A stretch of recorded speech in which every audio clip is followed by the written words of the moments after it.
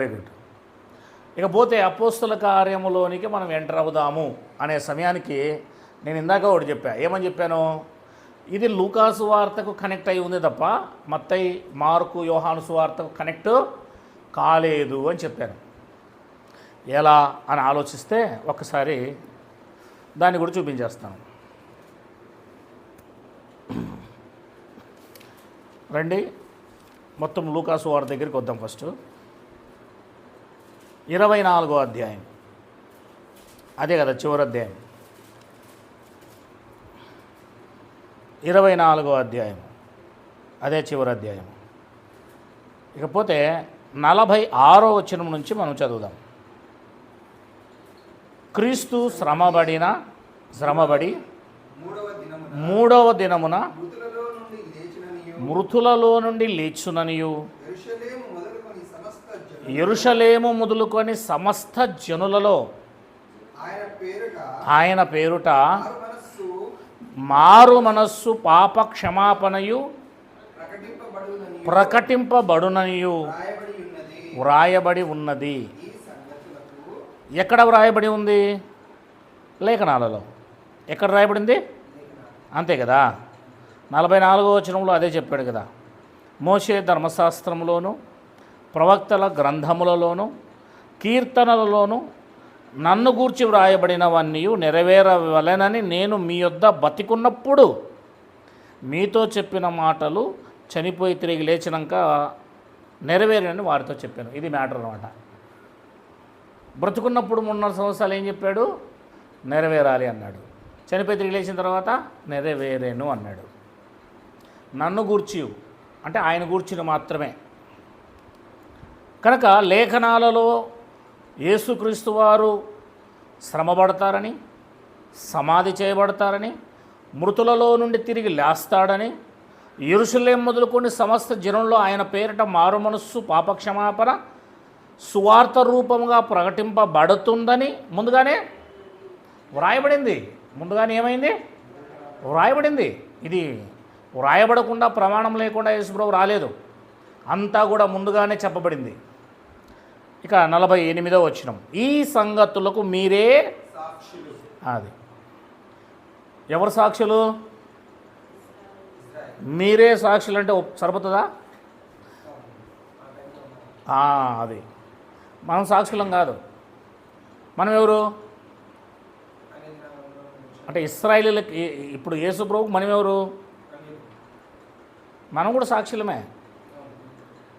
మనం ఎలాంటి సాక్షులము? విశ్వాసము ద్వారా విని విశ్వసించి వాక్యానికి సాక్ష్యం చెప్తున్నాం అంతే. ఇప్పుడు మనం అంతే, వాక్యాన్ని విని వాక్య రూపంలో విన్నదాన్ని బట్టి మనము సాక్ష్యం చెప్తున్నామే కానీ చూసిన దాన్ని బట్టి సాక్ష్యం చెప్పడం లేదు మనం. ఇది తేడా ఉంది. ఒకటి వినికిడి ద్వారా, రెండోది చూడడం ద్వారా. కనుక మనం చూడడం ద్వారా సాక్ష్యం చెప్పడం లేదు. మనం దేని ద్వారా చెప్తున్నాము? వినకిడి ద్వారా. బైబిల్ని మనకు ఎవరో ప్రకటిస్తే విన్నాం, దాని ద్వారా మనము సాక్ష్యం చెప్తున్నాం. ఈ వాక్యానికి సాక్షులు అయి ఉన్నాం. ఈ సంగతులకు మీరే సాక్షులు. ఇదిగో నా తండ్రి. ఇక్కడ చదువుతున్నప్పుడు మీరు దీని అపోస్తల కార్యం చదివేటప్పుడు మీకు అర్థం కావాలా.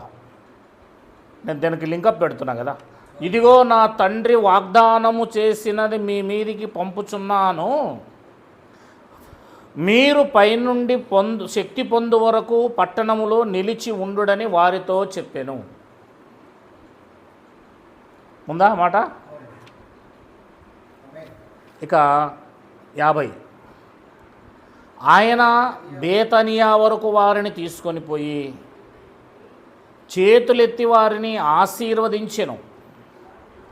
వారిని ఆశీర్వదించుచుండగా ఆయన వారిలో నుండి ప్రత్యేకింపబడి పరలోకమునకు ఆరోహణుడాయను. వారు ఆయనకు నమస్కారం చేసి మహా ఆనందముతో యెరూషలేమునకు తిరిగి వెళ్ళి ఎడతెగక దేవాలయంలో ఉండి దేవునికి స్తోత్రము చేయుచుండిరి.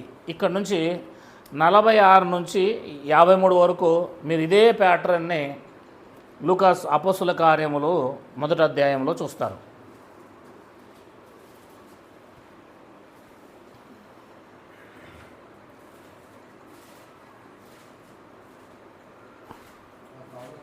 అపోస్తుల కార్యములు 1వ అధ్యాయము 1వ వచనం.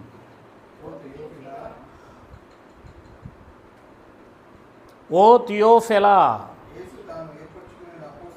యేసు తాను ఏర్పరచుకొనిన అపోస్తులకును. చూసారా ఇక్కడ, ఓ థియోఫెలా, యేసు తాను ఏర్పరచుకొనిన అపోస్తులకు పరిశుద్ధాత్మ ద్వారా ఆజ్ఞాపించిన అని రేపటి చూడండి. పరిశుద్ధాత్మ ద్వారా ఆజ్ఞాపించిన అంటే, అపోస్తులకు పరిశుద్ధాత్మ ద్వారా ఆజ్ఞాపించిన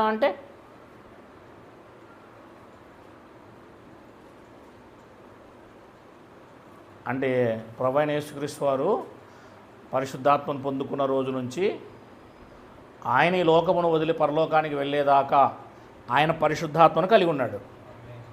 ఆ పరిశుద్ధాత్మ ద్వారా 3.5 సంవత్సరాలు బోధించింది తన శిష్యులకి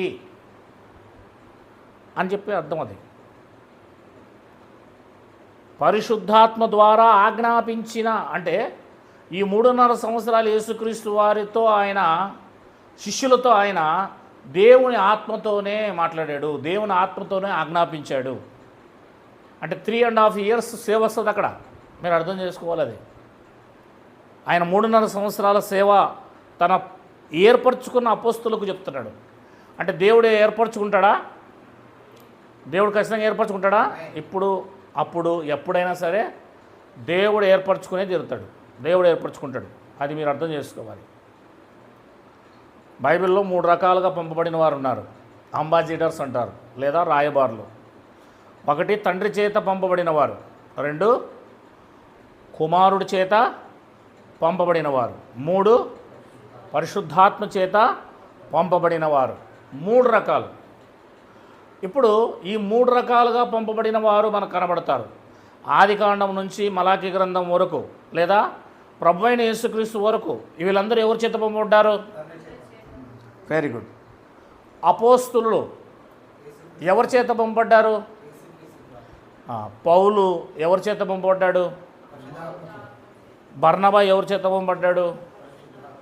అంటే మిగిలిన వారు, తర్వాత వచ్చిన వారంతా ఎవరి చేత పంపబడ్డారు? పరిశుద్ధాత్మ చేత పంపబడ్డారు. అంటే ఇక్కడ తండ్రి, కుమార, పరిశుద్ధాత్మ మీరు చూస్తున్నప్పుడు ఎవరు ఎక్కువ, ఎవరు తక్కువ, ఎవరు మిడిల్, ఎవరు కొంచెం తక్కువ, ఎవరు ఎక్కువ, ఎవరు ఎక్కువ చెప్పండి. అలా చెప్పడానికి వీలు లేదు. తండ్రి పంపితే వచ్చిన వారు ఉన్నారు, కుమారుడు పంపితే వచ్చిన వారు ఉన్నారు, పరిశుద్ధాత్మ పంపితే వచ్చిన వారు ఉన్నారు. అంటే వీళ్ళ క్యారెక్టర్ ఏందో వ్యత్యాసంగా కనబడతా ఉంది చూడు ఇక్కడ. ఇవి కూడా మీరు గమనిస్తూ ఉండాలి. ఈ పత్రిక చదివేటప్పుడు ఈ 3ని మీరు గమనిస్తూ ఉండాలి, మీ మైండ్లో పెట్టుకోవాలా. పరిశుద్ధాత్మ కనబడతాడు, తండ్రి కనబడతాడు, కుమారుడు కనబడతాడు. ఈ 3 క్యారెక్టర్లు కూడా ఈ యొక్క అపోస్తుల కార్యములు మనం చదువుతున్నప్పుడు హైలైట్ చేస్తూ ఉంటుంది అనమాట. లూకా గారు చాలా హైలైట్ చేస్తూ ఉంటారు. ఇది కూడా మీరు గమనించండి. ఇకపోతే, ఓ థియోఫెలా, యేసు తాను ఏర్పరచుకొనిన అపోస్తులకు ఎవరికి? పరిశుద్ధాత్మ ద్వారా ఆజ్ఞాపించిన తర్వాత ఆయన పరమునకు చేర్చుకొనబడిన దినము వరకు ఆయన చేయుటకును బోధించుటకును ఆరంభించిన వాటన్నిటిని గూర్చి నా మొదటి గ్రంథములో అందులో రాశాను. నా గ్రంథమును వ్రాశాను. ఆ గ్రంథంలో రాశాడనమాట ఆయన. ఆయన శ్రమపడిన తర్వాత అన్నాడు చూడ. మళ్ళా ఈ మాట లూకా సువార్తలో చూశారు కదా మీరు. 24:46 క్రీస్తు శ్రమపడి 3వ దినమున మృతుల్లో నుండి లేచునని ఉంది కదా. కంటిన్యూ చూడు ఇక్కడ మళ్ళా 3వ వచనంలో నుంచి. ఆయన శ్రమపడిన తర్వాత 40 దినముల వరకు వారికి కనబడుచు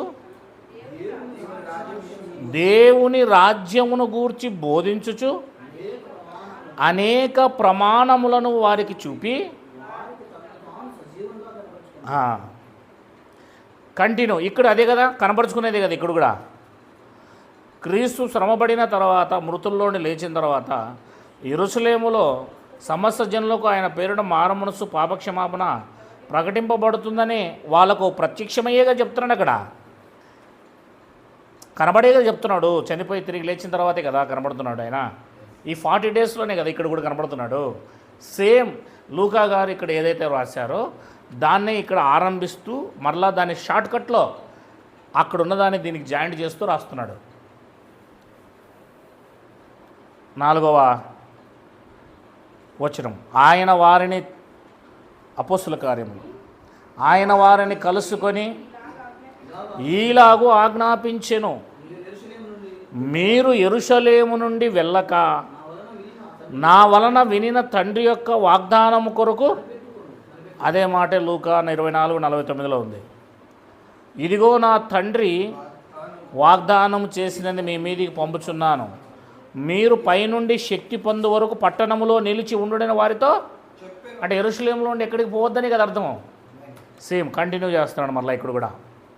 అంటే అదే ఆయనకు సంబంధించిన పత్రికయే, దాని కంటిన్యూషన్ అని చెప్పడానికి నేను చెప్తా ఉన్నాను. ఇక 5వ వచనం,